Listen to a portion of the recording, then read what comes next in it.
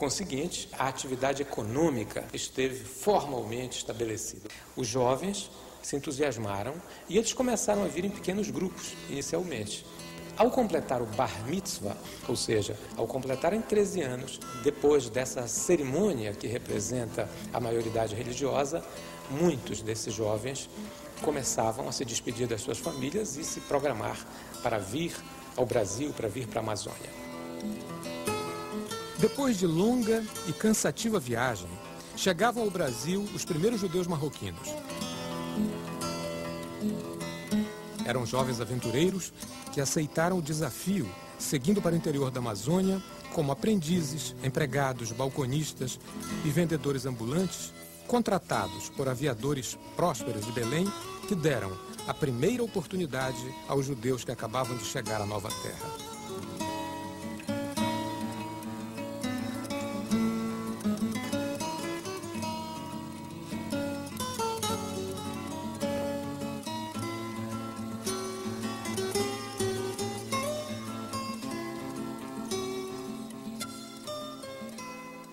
A comunidade de Belém, a comunidade judaica, foi fundada no século XIX, em 1830 mais ou menos, onde judeus do norte da África, do Marrocos especificamente, aqui aportaram e assim receberam permissão do governo da província, da época do Pará, para estabelecer comércio. E várias famílias de judeus do Marrocos vieram para cá. Só que em seguida se formou duas sinagogas.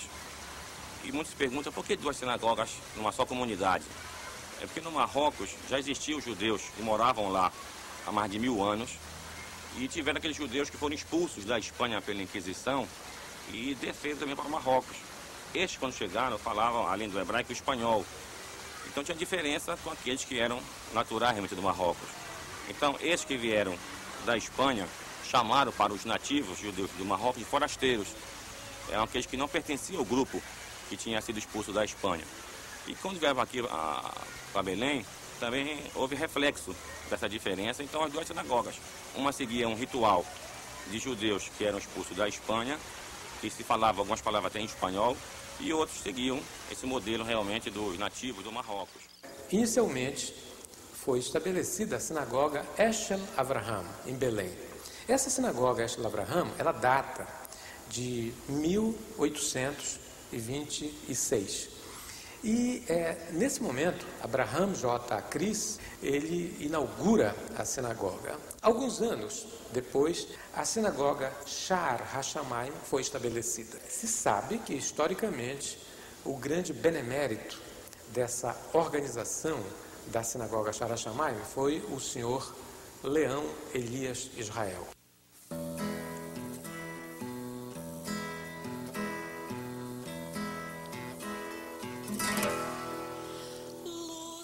Mesmo antes das primeiras sinagogas, as práticas religiosas não foram abandonadas.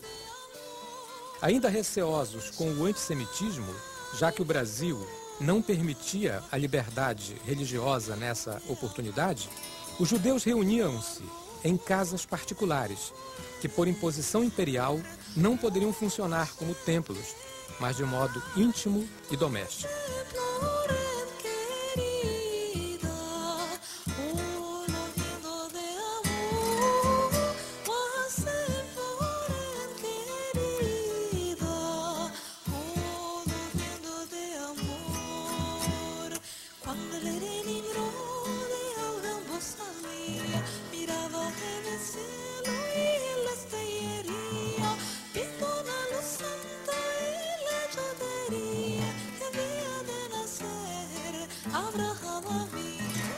Essa semiclandestinidade, no entanto, não impediu que os judeus praticassem a religião. Situação que permaneceu até 1890, quando se instituiu no Brasil a plena liberdade de culto.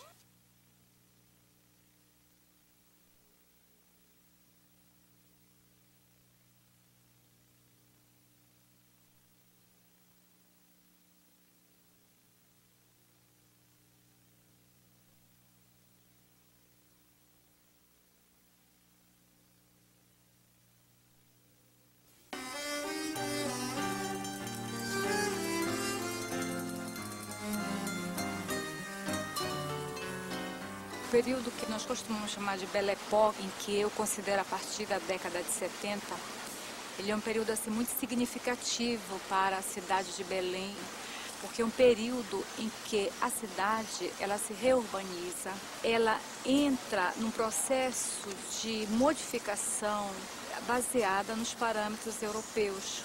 A Belle Époque ela só é possível devido ao auge da economia da borracha. Essa economia ela gerou um excedente para a cidade e que a transformou numa cidade assim, muito atraente. Então, os estrangeiros se viram atraídos não somente pela possibilidade de enriquecimento em decorrência da economia gomífera, mas também atraídos porque era uma cidade amazônica, uma cidade diferente, né? E os judeus, eles, evidentemente que eles fazem parte de uma população estrangeira significativa aqui na cidade. Também vieram nesse período de economia próspera, ele se constituiu assim, não diria numa classe, mas num grupo muito marcante na cidade, que também fazia contraste com essa população cabocla, com essa população amazônica.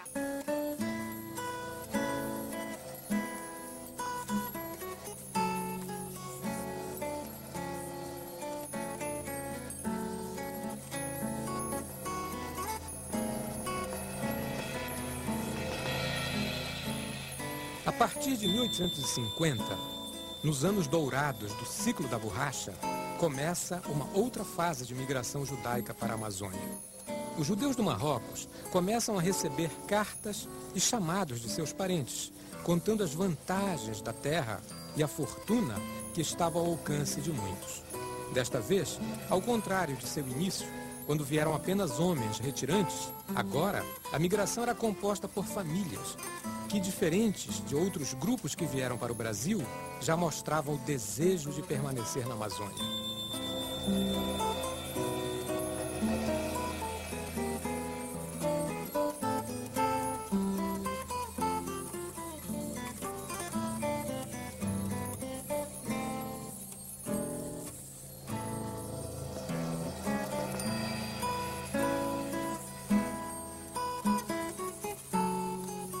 Uma época de prosperidade que gerou riqueza e uma nova esperança para o futuro.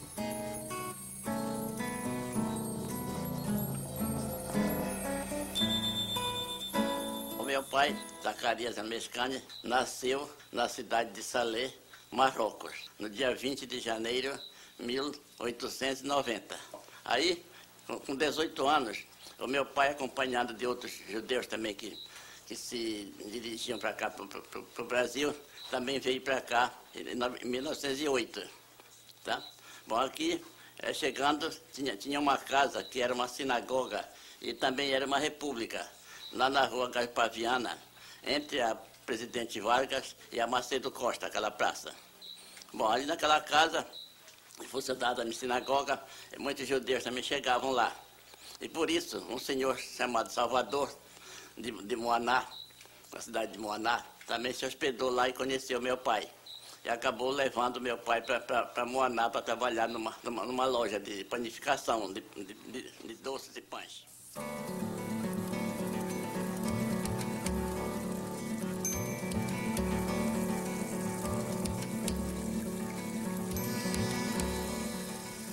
As famílias que chegavam à Amazônia seguiam para o interior, apoiadas por aviadores judeus, que já haviam prosperado com o ciclo da borracha, tanto em Belém quanto em Manaus.